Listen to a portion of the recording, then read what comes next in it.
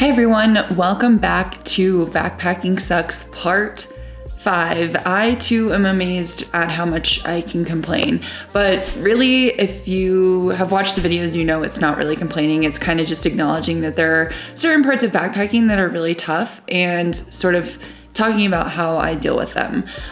Today's video was actually going to be rolled into the last video I released, part 4, but I realized it was so long and it was worth giving these topics some room to breathe. So I decided to break them into 2 parts, and that's why I'm gonna be wearing a different outfit in this intro than I am in the video. I'm also in a different location because the sun is just not cooperating with me. I think I'm realizing I might need to change my filming spot for spring. So I'm in a new location, but the theme is the same. And with that out of the way, let's get to it. Another thing that can really get to you while backpacking and can really suck is utter exhaustion. It is, of course, a physically grueling activity, and it's easy to get absolutely worn out, which does suck sometimes. This is only exacerbated in my experience by a super full pack, fresh out of town with a full resupply. And on through hikes specifically, probably most backpacking trips, leaving town almost always means climbing out of town. I found that on the CDT specifically, I would struggle a lot with crashing pretty hard on these climbs. I think I did eventually dial in how to fix it for the most part. First, I started to watch what I was eating in town. What you're eating in town can really impact your energy levels when you get back on trail. I had a really bad habit of stuffing my face the morning before we would leave because it was like the last chance for town food, and I would get these huge breakfasts and sometimes really sugary pastries and things. And then as soon as I got back on trail, I would totally crash like 2 hours later. It's definitely good to get calories in town, but you want to be mindful of what kind of calories you're getting and when you're getting them, and make sure that you're not setting yourself up for a gnarly crash on the climb out. Another way to talk about fueling properly is to not let yourself bonk. On the opposite end of the spectrum, rather than not eating a bunch of empty calories right before you leave town, make sure that you're also eating enough constantly while you're on trail. The times that I've gotten really exhausted while hiking is because I either wasn't eating enough at all or wasn't eating enough of a specific food group. Try to dial in your nutrition as much as you can and make sure you're getting calories that will sustain the type of efforts that you're putting into a backpacking trip.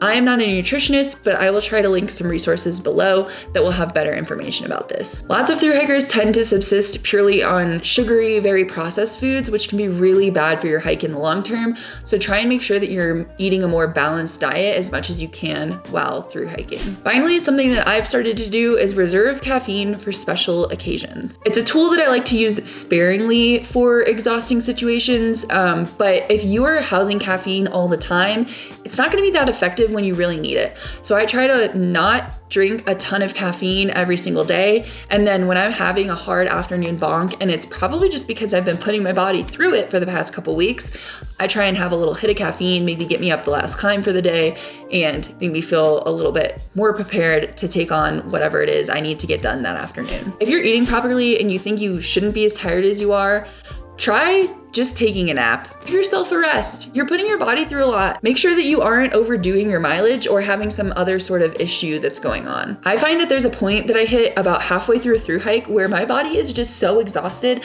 I can't get through it without an afternoon nap. It is certainly inconvenient and it does take up time, but I find that it's something that I need. My body is tired and I need rest. Another reason you might be exhausted while backpacking is a lot of people do struggle with sleeping properly while backpacking. I've touched on how I get better sleep in a few videos, which I'll link, but do whatever you need to do to make sure that you are getting in that rest.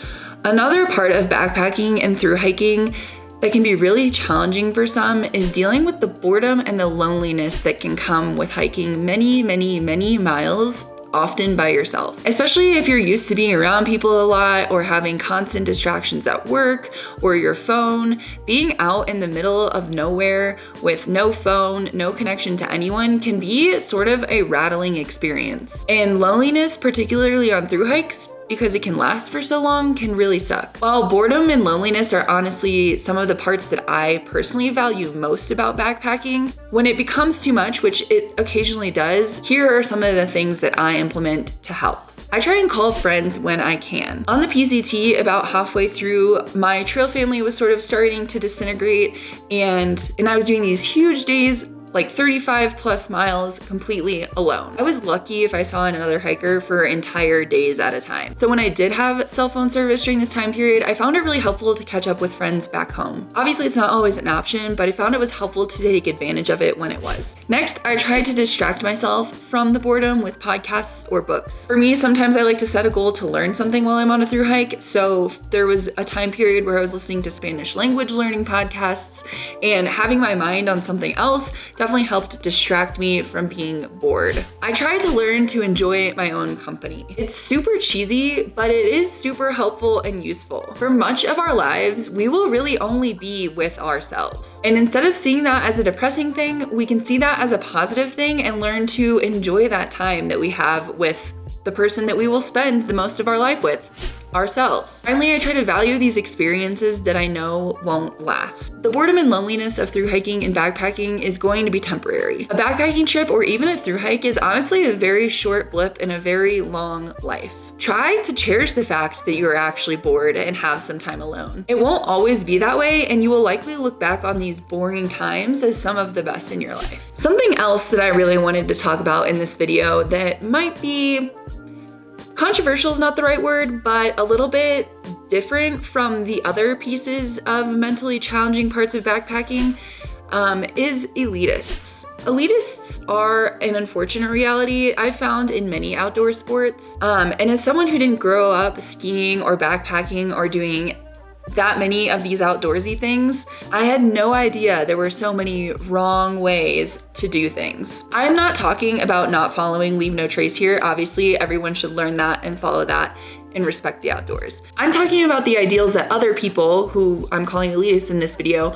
create for what they think is the best or only or more cool way to do something outdoor related. I really think that this mentality sucks and discourages new people from trying sports and ultimately makes the outdoors a less inclusive place. This is some of the stuff that we're trying to combat when we're saying that the outdoors are for everyone. I think a lot of people have the reaction of, well, duh, it's for everyone. Maybe because they haven't experienced this sort of mentality or haven't come up against it, but I have definitely seen it happening on long trails, on the internet especially. And so here are some of the ways that I personally approach that mentality if and when I encounter it. First, I try to recognize where these people are coming from. That might sound like it's a little bit too soft, but I think that it's important for the way that you receive what they're putting out. For a lot of these elitist types, I'm convinced that quite a lot, if not all, of their identity is very wrapped up in whatever sport it is that they are being condescending about. For example, to make it more understandable in backpacking terms, a common thing on thru hikes is people who are purists. And there's nothing wrong with being a purist in and of itself. If you have decided it's important for you to walk every single step of a certain trail, that's totally fine.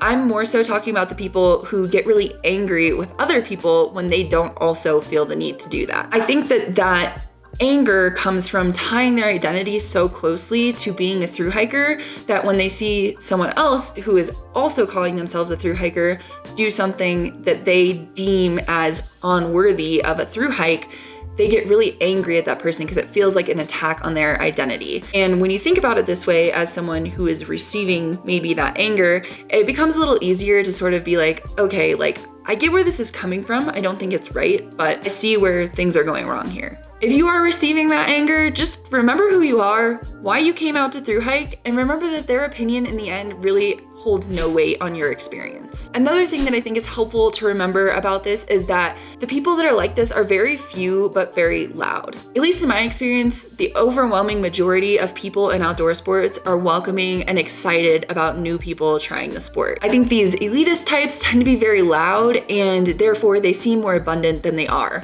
I think we're also more sensitive to criticism as newcomers, and so the things that they say might stick with us a little bit more than the fact that maybe we encountered 20 people who are very welcoming. Another thing that I like to do is remember what I want out of it and forget what anyone else does. As I sort of touched on before, some of these elitist types will expect everyone to want the same exact thing out of the activity that they do. They might look at something you did and deem it less than because it's not as extreme or as intense or as perfect as the way that they did it, but guess what?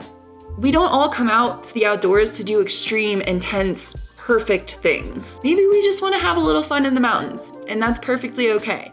Stick to what you came out for and don't worry about the noise. Finally, something that has helped me a ton is strengthening my sense of self. I think that a lot of these opinions come from places when people do have a very shaky sense of self, and it's a lot less likely to shake you if you have a strong sense of self. I found that as the years go on, I care less and less every year about how legit or cool or tough some asshole thinks I am, because I know how badass I am. I don't need someone else's approval, and I never asked them in the first place. That's a little rant that has been brewing inside me for a little while, and I hope that most of you are like, I don't even need that advice, but just in case you have come across some of that mentality and have been struggling with it, just know that most people are super stoked to have more people doing the activities that they love.